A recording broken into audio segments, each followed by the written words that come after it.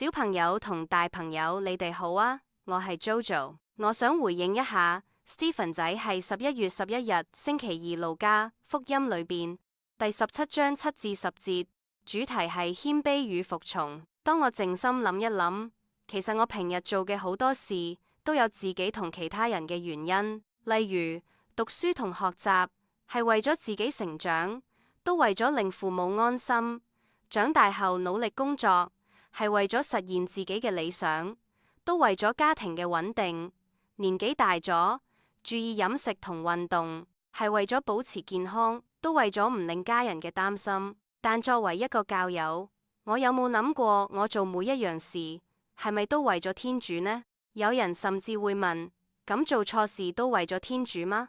呢個問題反而提醒咗我，原來做每件事之前，我應該再問問自己，我嘅心態係乜嘢？如果我真係天主嘅僕人，咁我做好自己該做嘅本分，唔係為咗等天主稱讚，而係因為佢已經深深愛住我。當然，人都需要被欣賞，但最重要嘅力量就係知道天主喺我生命嘅每一個時刻，無論我開心定困難，我知佢都同我一齊行。呢份陪伴本身就係天主最大嘅鼓勵。主耶穌，多謝你每日陪住我。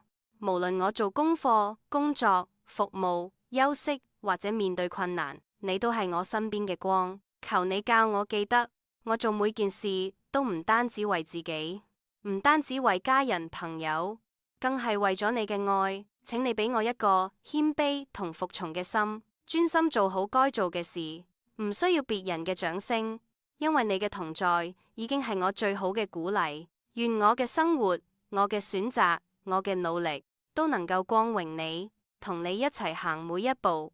阿們。